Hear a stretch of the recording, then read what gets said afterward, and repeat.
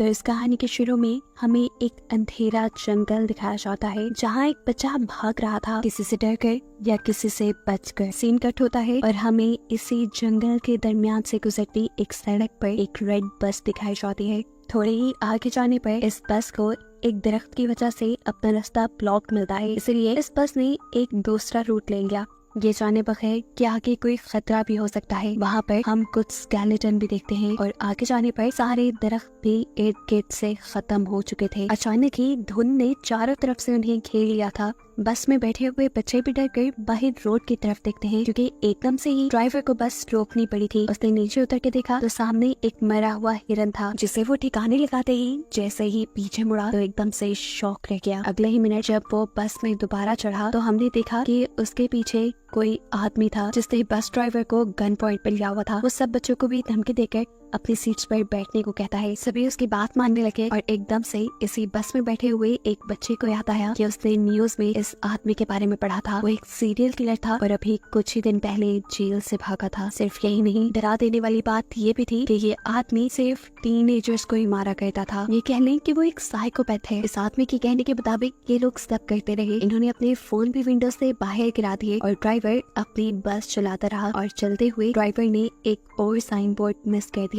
जिस पर लिखा था कि वो एक मिलिट्री के खाली जोन की तरफ बढ़ रही है, यानी एक ऐसा एरिया जहाँ सालों पहले रिसर्च की गई थी, लेकिन अब वहाँ पर कोई इंसान नहीं रहता था। ये एक टनल थी जिसमें इस टाइम बहुत सी लाइट्स चल रही थी और इसी टनल के अंदर एकदम से उनकी बस रुक जाती है। इन्हें मालूम हुआ कि बस का इंजन खराब हो गया है। उस साइकोपैथ किलर को लगा कि ड्राइवर उसके साथ चालाकी कर रहा है, इसीलिए उसने एक बच्चे को गन पॉइंट पे ले लिया और ड्राइवर से कहा, चलो उतरो नीचे और मेरे सामने बस ठीक करो। कोई भी चालाकी करने की कोशिश की तो मैं इस बच्चे को मार डालूंगा। इसी दौरान अचानक इस टनल की लाइट भी चली गई। ये सभी अचानक घबरा गए। एकदम से ही इस अंधेरी टनल में इन्हें खौफनाक आवाजें सुनाई देने लगी। किलर ने ड्राइवर को इशारा किया कि जाओ जाकर देखो वहाँ क्या है। ड्राइवर भी अपनी टॉर्च लेकर आगे बढ़ा। जैसे जैसे वो खूब अंधेरे की तरफ बढ़ता रहा, उसे एक साया दिखाई देने लगा। करीब जाने पर पता चला वो तो एक भयानक दिखने वाला मॉन्स्टर था। ड्राइवर ने डर के चीख मारी और उस मॉन्स्टर ने उसे चेस्ट से पकड़कर मार डाला। अंदर बस में बैठे हुए लोग ये सब कुछ देख रहे थे। वो किलर भी उस लड़की को लेकर जल्दी से बस के अंदर ही आ गया। ये लोग चिल्लाने लगे थे। किलर इन सब से खामोश रहने को कहता है ताकि वो मॉन्स्टर इन्हें देख ना पाए, सुन ना पाए, और तेजी से बस स्टार्ट करने की कोशिश करता है। लेकिन यहाँ पर बस की चाबी नहीं थी। वो तो थी अभी तक ड्राइवर के हाथ में, जिसे वो मॉन्स्टर मार चुका था। वो इन बच्चों को काम देता है ड्राइवर के हाथ से चाबी लाने का। एक लड़की जैसे ही चाबी लाने के लिए डरते डरते ड्राइवर के पास पहुंची तो उसे देखकर वो शॉक रह गई। वो मर चुका था। लड़की को यकीन नहीं आ रहा था। हमसे उसके आंसू निकलने लगे, लेकिन ये रोने का वक्त नहीं था। उसने एहतियात से ड्राइवर के हाथ से चाबी ली और बस में वापस आ गई। बस में बैठकर भी उसकी हालत अजीब थी। बाकी बच्चे जब उससे ड्राइवर के बारे में पूछते हैं तो वो नाम में सर हिला देती है, क्योंकि अब वो जिंदा नहीं रहा था। ये सुनकर ये सब बच्चे भी दुखी हो गए। यहाँ अभी किलर रेजी नाम के लड़के को बस स्टार्ट करने को कहता है, लेकिन बस तो खराब थी, कैसे स्टार्ट होती। उसे धमकी देता है कि अगर तुमने बस स्टार्ट ना की तो मैं इन सबको मार दूंगा। ये लड़का भी बाकियों से काफी जोशीला था। बिना डरे वो उल्टा इस किलर से ही बहस करने लगता है और मौका पाते ही पीछे से एक बच्चा उसे धक्का दे देता है। वो नीचे गिरा तो रेजी ने एकदम से उसके हाथ से एक गन छीन ली और फिर उसी के ऊपर पॉइंट कर दी। ये देखकर वो किलर हंसने लगा और उसने बोला, तुम नहीं मुझे मार सकते। अरे मारने के लिए बहुत हिम्मत चाहिए होती है जो तुम्हारे में नहीं। इससे पहले कि ये बच्चा कुछ करता, एकदम से इस बस की छत से इन्हें आवाज आती है। इस आवाज ने सबको डिस्ट्रैक्ट कर दिया और किलर ने दोबारा अपनी गन उनसे छीन ली। अब बस के ऊपर से आने वाली आवाजें भी बढ़ चुकी थी, जिसकी वजह से कि सारे बच्चे डर जाते हैं और गुस्से में किलर बस से उतरता है और चिल्लाने लगता है, जो भी हो अंधेरे से बाहर निकलो, मेरा सामना करो। वो यही सब कह रहा था कि एकदम से उसकी बोलती ही बंद हो गई। उसके चेहरे पे अजीब खौफ से भरी मुस्कुराहट आई और एकदम से किसी ने उसके ऊपर हमला कर दिया। हमला करने वाले ने उसका सर धड़ से अलग कर दिया था और बस के अंदर से ये देखकर बच्चे बिल्कुल शॉक रह गए। वो खामोश हो चुके थे क्योंकि उन्हें क्रिएचर यानी मॉन्स्टर के एक हाथ में उस आदमी का सर और वो खौफनाक सी दिखने वाली क्रिएचर नजर आ रही थी। उसके हाथ में बहुत सारे टेंटिकल्स थे जो उसने इस आदमी के सर के अंदर धंसाए हुए थे। इन्हें समझ ही नहीं आ रही थी कि ये क्या करे। ये लोग अब अपनी जान बचाने के लिए इस बस के अंदर रहने का ही डिसाइड करते हैं, लेकिन तब तक ही जब तक इन्हें अपने बस के बाहर से अजीब आवाजें सुनाई नहीं देने लगी थी। कड़कड़ाती हुई आवाज से बस का दरवाजा खुला और इन्होंने बस की सीट के ऊपर उसी मॉन्स्टर के बड़े बड़े हाथ देखे। इन्हें मॉन्स्टर बस के अंदर आ चुका था, जिससे बचने के लिए ये बस के दूसरे डोर से नीचे की तरफ भागने लगे, पर ये दरवाजा नहीं खुला। उनके हाथ में टॉर्च थी जिसका मुंह गलती से जब मॉन्स्टर की तरफ होता है तो ये नोटिस करते हैं कि मॉन्स्टर इस लाइट से डर रहा है। बस इसी चीज का फायदा उठाते हुए इन्होंने उस मॉन्स्टर को लाइट के जरिए ही दूर रोक के रखा कि जितने में इनकी बस का दरवाजा भी खुल गया और ये लोग बस से उतर गए। लाइट को मॉन्स्टर की तरफ रखते हुए ही ये लोग आगे की तरफ भागते रहे और पहुंचे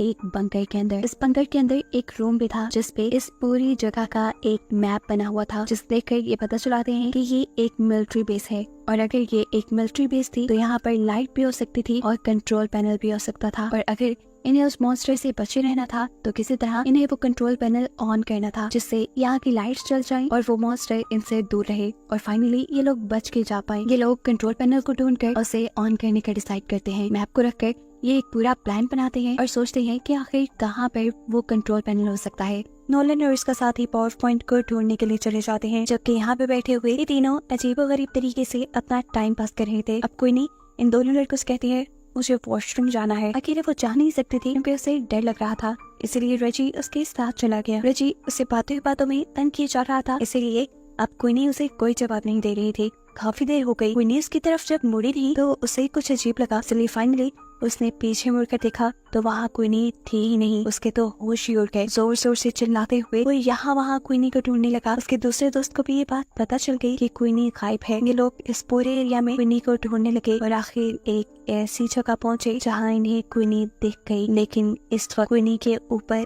एक मॉन्स्टर था, एक भयानक मॉन्स्टर जो बस क्वीनी को गर्दन पे काट कर खाने ही वाला था। क्वीनी की अपनी हालत तो जैसे बेहोशों की तरह हो गई थी। यहाँ पर रेजी उस मॉन्स्टर को फायर दिखाकर उसे डिस्ट्रैक्ट करता है, जबकि उसका दूसरा दोस्त उसके नीचे से क्वीनी को निकालने में कामयाब हो गया। क्वीनी और वो दोनों तेजी से आगे की तरफ बचकर भागने लग जाते हैं। ये सोचे बगैर कि रेजी तो उनके पीछे है ही नहीं। असल में लड़की के हाथ से मिसाल इस मॉन्स्टर ने गिरा दी थी और वो नीचे पानी में गिर कर बुझ गई और अब मॉन्स्टर बस उसके ऊपर हमला करने ही वाला था। उसके मुंह से अजीब सी चीजें निकल कर रेजी के मुंह पे गिर जाती हैं और ये खून था। क्वीनी और उसके दोस्त ने आकर जब रेजी को देखा तो उनके होश ही उड़ गए। ये लोग तो अब कुछ कर भी नहीं सकते थे और इससे पहले कि ये मॉन्स्टर रेजी को खा जाता एकदम से यहाँ लाइट आ जाती है, जिसकी वजह से मॉन्स्टर डर कर रेजी को छोड़कर चला जाता है और ये लोग समझ जाते हैं कि इनके दोस्तों को आखिर जनरेटर मिल ही गया। यहाँ नोलन और उसके साथी जिन्होंने ये जनरेटर ढूंढकर ऑन किया था उन्हें ही पास में एक कमरा मिला जिसमें एक डेड बॉडी पड़ी हुई थी और साथ ही बहुत सारी पिक्चर और नोट्स भी थे। इन नोट्स में सिर्फ इसी क्रिएचर के बारे में इंफॉर्मेशन थी। ऐसा लग रहा था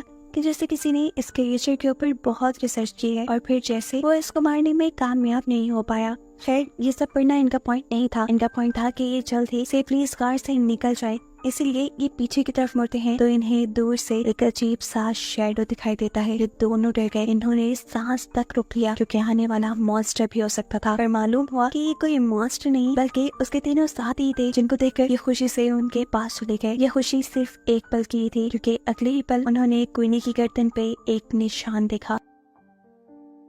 वो जख्म था, बहुत गहरा जख्म जिसके अंदर से खून निकल रहा था। ये उस मॉन्स्टर के काटने की वजह से हुआ था। ऐसा भी हो सकता था कि अब क्वीनी इन्फेक्टेड होकर उस मॉन्स्टर में बदल जाए। उनमें से कहता है कि शायद हमें क्वीनी को साथ नहीं रखना चाहिए, लेकिन ये लोग ऐसा नहीं करते। ये क्वीनी को साथ ही रखते हैं। उसके साथ आके क्या होने वाला है इस चीज की इन्फॉर्मेशन लेने के लिए ये दोबारा उसी कमरे में जाते हैं जहाँ पहले उन्हें बहुत से नोट्स मिले थे उस मॉन्स्टर के बारे में। वहाँ पड़े हुए बहुत से नोट्स में से वो एक नोटबुक उठाते हैं और उसे पढ़ना शुरू करते हैं। ये एक लड़के की कहानी थी जिसे अपनी बहन के साथ नई नई जगहों को एक्सप्लोर करना बहुत अच्छा लगता था। पर ऐसे ही ये लोग एक दिन एक्सप्लोर करते करते इस मिलिट्री बेस तक आ गए। वो लड़का जिसने ये कहानी लिखी थी वो यहाँ के मैप को गौर से देखता रहा और पीछे ही रह गया, जबकि उसकी बहन आगे आगे बढ़ती रही और एकदम से वो शॉक हो गई जैसे उसे टनल के अंदर कोई अजीब चीज नजर आई हो। पीछे जो उसका भाई खड़ा था वो जैसे ही उसकी तरफ देखता है तो अब बहुत देर हो चुकी थी। टनल के अंदर से चीखने चिल्लाने की आवाज आ रही थी। इससे वो खुद भी डर गया और अंदर जाकर अपनी बहन को बचाने के बजाय वो जंगल की तरफ भागने लगा ताकि वो अपनी जान बचाकर यहाँ से जा सके। ये वही सीन है जो हमने मूवी के स्टार्ट में देखा था। इस टाइम ये बच्चा तो यहाँ से चला गया, लेकिन अब उसके दिमाग में ये इंसिडेंट रह गया था। उसके दिल में ये बात रह गई थी कि उसकी लापरवाही की वजह से उसकी बहन मारी गई और अब वो उस चीज से बदला लेना चाहता था जिस चीज ने उसकी बहन को मारा था। सालों गुजरने के बावजूद भी वो कुछ नहीं भूल पाया। उसने इस मॉन्स्टर के ऊपर रिसर्च की, उसके बारे में एक एक चीज पता चलाई और फिर प्लान किया कि कैसे वो इस मॉन्स्टर को मार सकता है। उसने मॉन्स्टर को मारने के लिए एक मशीन तक बना डाली थी लेकिन इससे पहले कि वो मॉन्स्टर को मार पाता, उसकी बुरी किस्मत के मॉन्स्टर ने उसके यहाँ होने का पता चला लिया और उसे ही मार डाला। उसी के बनाए नोट से ये लोग ये भी पता चला पाते हैं कि वो मॉन्स्टर जिसके ऊपर हमला कर लेता है या जिसका खून चख लेता है उसे मार कर ही रहता है। और अब क्वीनी के ऊपर बहुत ज्यादा खतरा था। ये लोग फैसला करते हैं कि क्वीनी को बचाने के लिए ये लोग लड़ेंगे। उस आदमी ने जो काम शुरू किया था उसे ये लोग पूरा करेंगे, उसकी मशीन को ये लोग कंप्लीट करेंगे और उस मॉन्स्टर को मार देंगे। लेकिन क्वीनी यहाँ कहती है नहीं, मेरी वजह से कोई अपने आप को खतरे में नहीं डालेगा। लेकिन उसके सारे ही दोस्त अच्छे थे। वो कहते हैं नहीं, हम सारे यहाँ से जिंदा ही बचकर निकलेंगे। ये सोचकर ये सभी एक दूसरे को गले लगाते हैं और फिर एक साथ अपने प्लान पे वर्क करना शुरू कर देते हैं। कुछ देर की मेहनत के बाद ये लोग उस आदमी की बनाई मशीन को मुकम्मल कर भी लेते हैं जो अब पूरी तरह काम कर रही थी। ये देखकर ये लोग बहुत खुश हुए। लेकिन अभी मेन काम बाकी था, उस मॉन्स्टर को इस मशीन के सामने लाना, जिसके लिए ये लोग एक ट्रैप बनाते हैं। क्वीनी के खून से भीगे हुए कपड़े ये लोग एक खाली जगह पर रख देते हैं ताकि उसे सूंघते हुए वो क्रिएचर वहाँ तक आ जाए। थोड़ी दूरी पर उन्होंने क्वीनी को भी खड़ा किया हुआ था ताकि मॉन्स्टर सही जगह पर आए और ये लोग फिर लाइट चलाकर उसे मार दें। इनके प्लान के मुताबिक वो मॉन्स्टर इनके सामने आया भी। खुशबू सूंघते हुए उसने क्वीनी के कपड़े भी उठाए, लेकिन ये क्वीनी नहीं थी। वो जान गया था ठीक इसी टाइम पर नोलन को वो ट्रिगर नीचे करना था, लेकिन बदकिस्मती से वो ट्रिगर फंस गया और ऐसे मॉन्स्टर क्वीनी को ढूंढते हुए उसके पीछे आ गया। इससे पहले क्यों क्वीनी के ऊपर हमला करते था, ठीक वक्त पर वो लोग उस मशीन का ट्रिगर ऑन कर देते हैं और बहुत सारी लाइट उस मॉन्स्टर पे पड़ने पर मॉन्स्टर क्वीनी को छोड़ देता है। क्वीनी और उसकी दूसरी साथी तेजी से भागते हुए टनल से बाहर निकल आते हैं और यहाँ रिकी का साथी तेजी से भागते हुए उस मॉन्स्टर के पेट में स्टैब कर देता है। लेकिन इनकी बदकिस्मती कि उनके इस वार ने मॉन्स्टर का कुछ नहीं बिगाड़ा था। अब इन लोगों के पास बस यही हल था कि ये लोग अपनी जान बचाकर यहाँ से भागे। हाथों में मशाल लिए ये लोग बाहर की तरफ भागने लगते हैं, लेकिन अब मॉन्स्टर इनके पीछे पीछे था। दोनों लड़कियां तो कब की टनल से बाहर निकल गई थी। टनल से बाहर निकलते ही उन्होंने सुकून का सांस लिया और पीछे देखा जहाँ अभी तक उनके दोस्त नहीं आ रहे थे और अब उनके सामने मॉन्स्टर भी खड़ा था। डर से ये लोग कांपने लगे, लेकिन मॉन्स्टर बाहर नहीं आया क्योंकि बाहर रोशनी थी। इतने में ही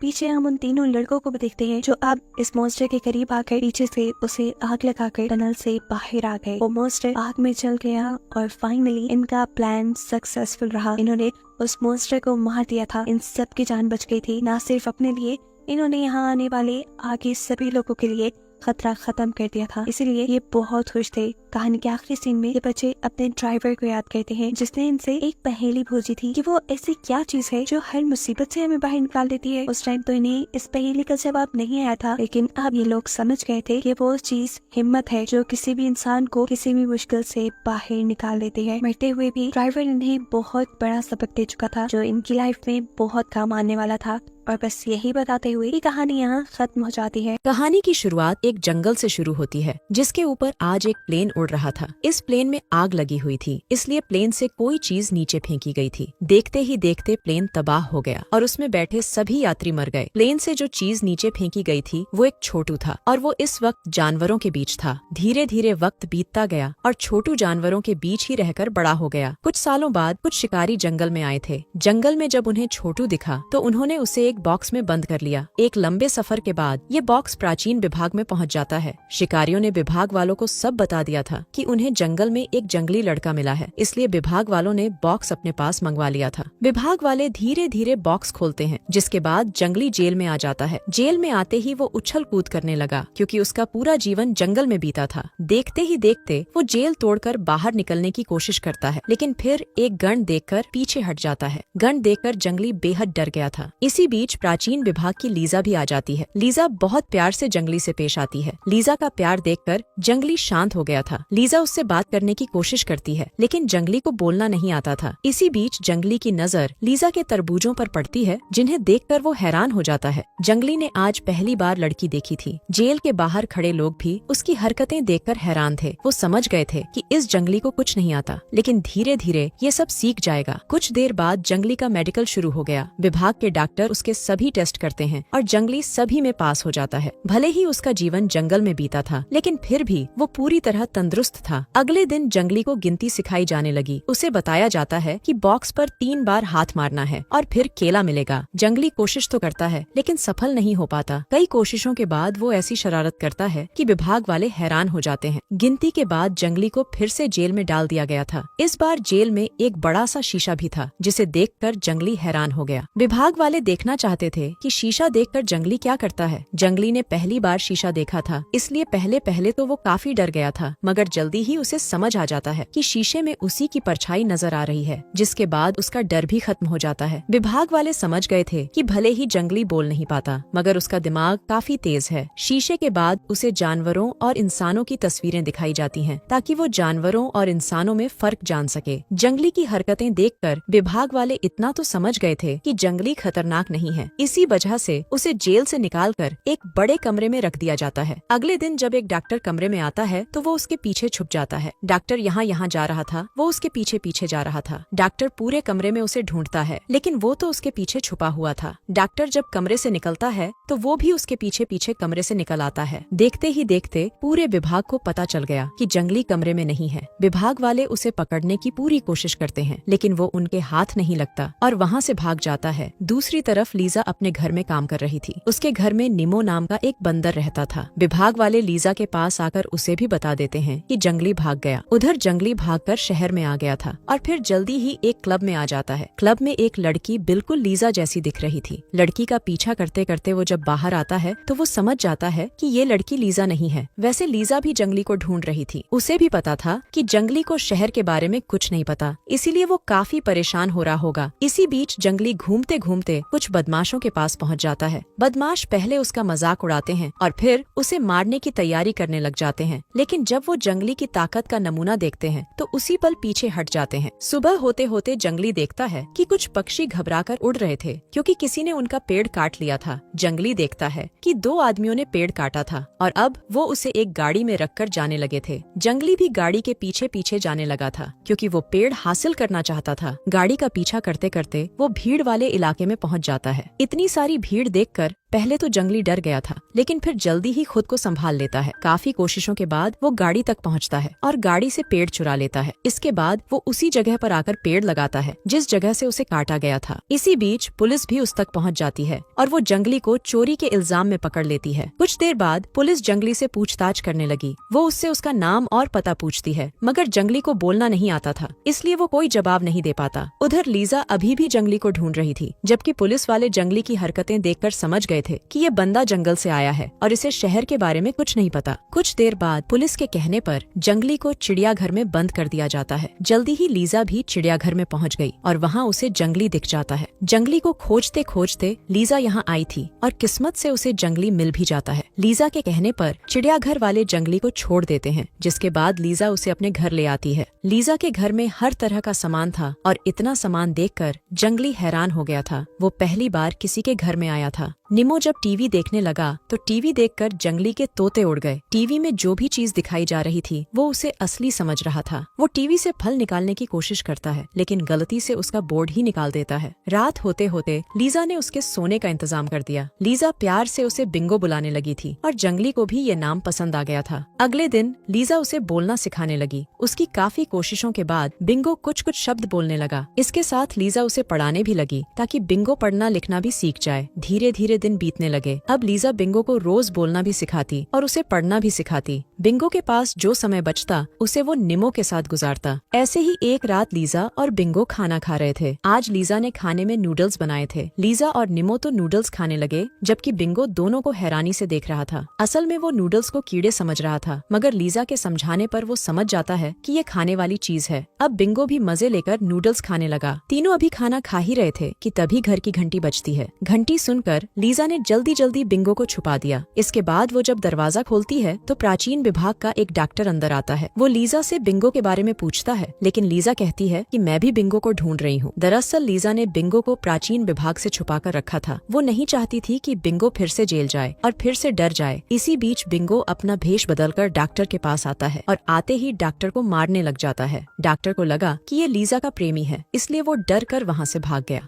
अब कहानी कुछ दिनों बाद शुरू होती है। बिंगो अब काफी हद तक बोलने लगा था और ये सारा कमाल लीजा की ट्रेनिंग का था। दोनों इस वक्त समुद्र के किनारे खड़े थे। बातें करने के बाद लीजा समुद्र में नहाने लगती है। जब वो नहाकर बाहर आती है तो बिंगो उससे पूछता है कि किनारे पर बैठे बाकी लोग क्या कर रहे हैं। दरअसल किनारे पर कई प्रेमी जोड़े बैठे थे जो इस वक्त प्यार में डूबे हुए थे। लीजा बिंगो को सब बताती है कि ये लोग पहले गर्म होंगे और फिर अपना अपना पानी निकालेंगे। लीजा की बातें सुनकर बिंगो का डंडा भी गर्म होने लगा था।